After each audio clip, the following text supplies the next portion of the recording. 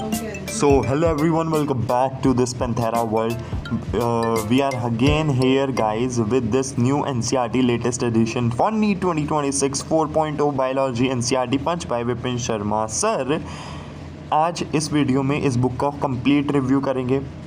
12th का एक chapter, 11th का एक चैप्टर जानेंगे। इस बुक के बारे में हर एक चीज़ के बारे में जानेंगे। इसके पॉइंट्स क्या है, इसके कॉन्स क्या है।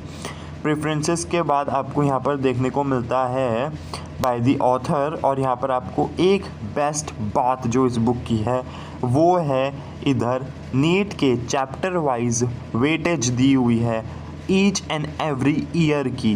फ्रॉम नीट 2016 टू नीट 2025 तक आपको हर एक चैप्टर की कितने क्वेश्चंस आए हैं चैप्टर से वो दिया हुआ है, which helps you a lot in revising the questions. Then content आपको दिया हुआ है 11th का एंड 12th का, लिविंग वर्ल्ड से लेके केमिकल कोऑर्डिनेशन तक और सेक्सुअल रिप्रोडक्शन से लेके बायोडाइवर्सिटी तक। Best part of this book जो इस साल नीट में जहाँ से कई सारे सवाल देखने को मिले हैं, भले ही वो रामदेव मिश्रा वाला हो या रिडक्शनलिस्ट बायोलॉजिस्ट वाला हो, आपको यूनिट के क्वेश्चन दिए हुए हैं। टोटल 45 क्वेश्चन दिए हुए हैं और इसकी आगे डिटेल्ड एक्सप्लेनेशन भी गिवन है। So the level of the question are extremely amazing and NCERT की लाइनें कवर करी गई हैं।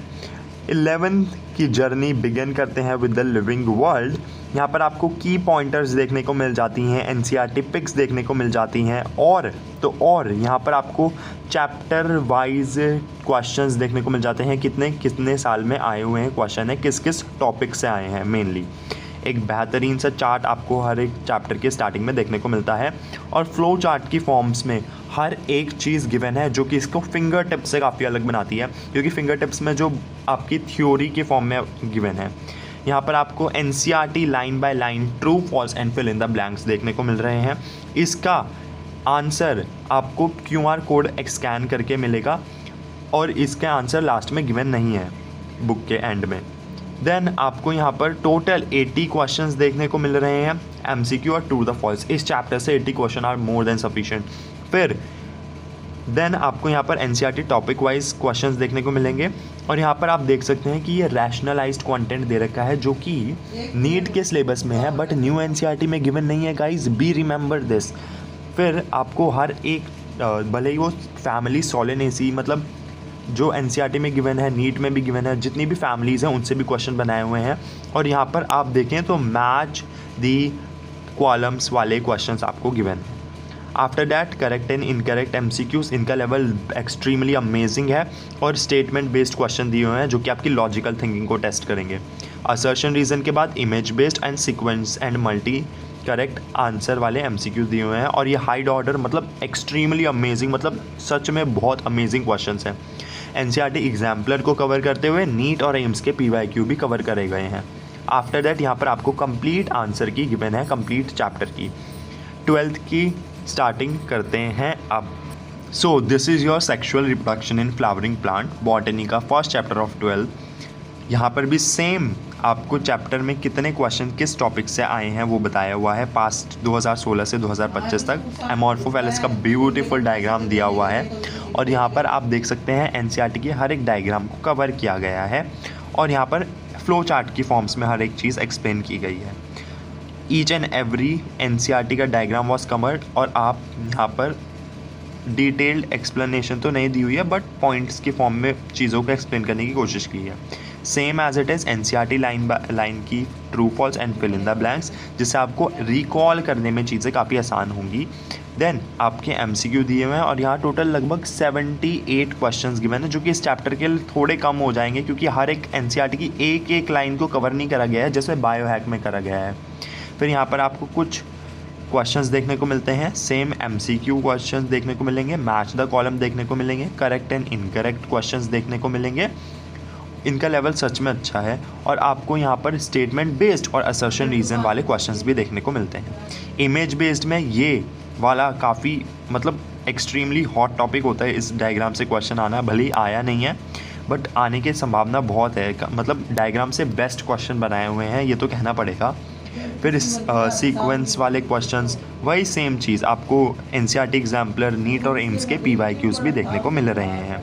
और लास्ट में आपको यहाँ पर भी आंसर की देखने को मिलती है। ये आप देख लीजिए आंसर की है ये आपकी इस चैप्टर की।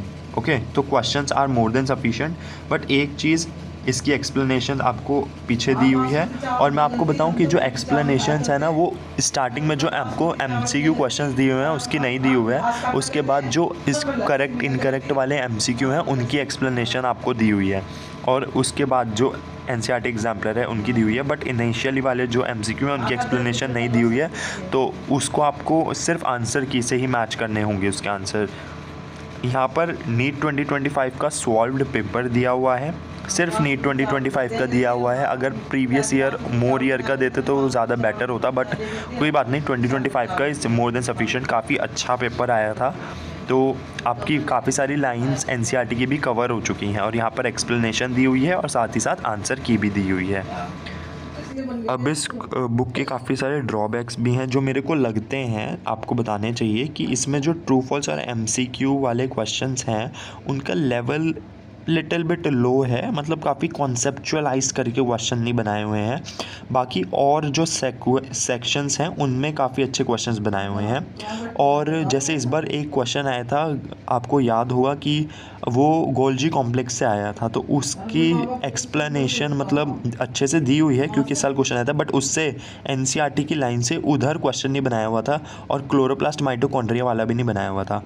और इसके यहाँ पर डायग्राम के काफ़ी सारे क्वेश्चन ऐसे भी हैं जो गलत दिए हुए हैं। जैसे आप ये वाला क्वेश्चन को ध्यान से देखिए, ये बॉडी फ्लूइड्स एंड सर्कुलेशन का क्वेश्चन है, NCERT का डायग्राम है, बट यहाँ पे क्वेश्चन की फ्रेमिंग सही तरीके से नहीं करी गई है। यहाँ पे क्वेश्चन को फ्रेम ही सही तरीके से नहीं करा गया है, आंसर ही उल्टे सीधे पीछे दे रखे हैं इस वाले क्वेश्चन के। अगर आप और भी क्वेश्चन जब सॉल्व करने जाएँ ना, तो आपको और भी क्वेश्चन देखने को मिलेगा। जैसे ये क्वेश्चन नंबर 95 पे गौर करें, तो ये वाला क्वेश्चन का आंसर पीछे गलत दे रखा है, बल्कि आंसर जो अकॉर्डिंग टू NCERT होना चाहिए था वो 4th ऑप्शन होना चाहिए था। आपको हर एक चीज़ की एक्सप्लेनेशन देता हूँ, अभी ध्यान से सुनना मेरी बात को। सबसे पहले इसका आंसर 4th होना चाहिए था, बट पीछे 3rd दे रखा है, जो कि गलत है। मैं बताता हूँ क्यों गलत है, अब ध्यान से सुनो। सबसे पहले यहाँ पर फर्स्ट स्टेटमेंट जो दी हुई है उसको पढ़ना। फर्स्ट स्टेटमेंट कह रही है कि human heart is ectodermally derived, बिल्कुल गलत है। ह्यूमन हार्ट मीजोडर्मल डेराइव्ड होता है। सेकंड, मिट्रल वेल या बाइकास्पिड वेल जो गार्ड करती है opening between right atrium and left ventricle, नहीं, left atrium and left ventricle होना था, तो ये स्टेटमेंट भी गलत निकली। थर्ड स्टेटमेंट की जो आपकी SA नोड है वो लेफ्ट अपर कॉर्नर, बिल्कुल गलत, right upper corner of right atrium में लोकेट करती है, तो वो गलत है। और फोर्थ स्टेटमेंट करेक्ट है, तो इसका आंसर 4th होना चाहिए था। NCERT में भी यही लाइन लिखी हुई है जो मैंने बताई हैं। इस बुक की काफ़ी सारी अच्छी बातें भी हैं जो आपको जाननी चाहिए। सबसे पहले आपके एडिशनल डायग्राम्स गिवन हैं जो कि आपकी अंडरस्टैंडिंग में मदद करेंगे। PCR वाला फार्मूला जो नीट में इस साल 2025 में आया था, तो वो आपको यहाँ पर गिवन है, मतलब सारे फार्मूलाज गिवन हैं। न्यू अपडेटेड NCERT के जितने भी पॉइंट्स हैं, भले ही वो मेमोरी डक्ट वाला हो या फिर सेकेंडरी oocyte वाला हो, सारी चीज़ें अपडेटेड हैं। This is for this review guys, thank you so much. Stay tuned for upcoming videos. Next किस बुक का रिव्यू चाहिए तो बताना। Thank you so much, bye bye.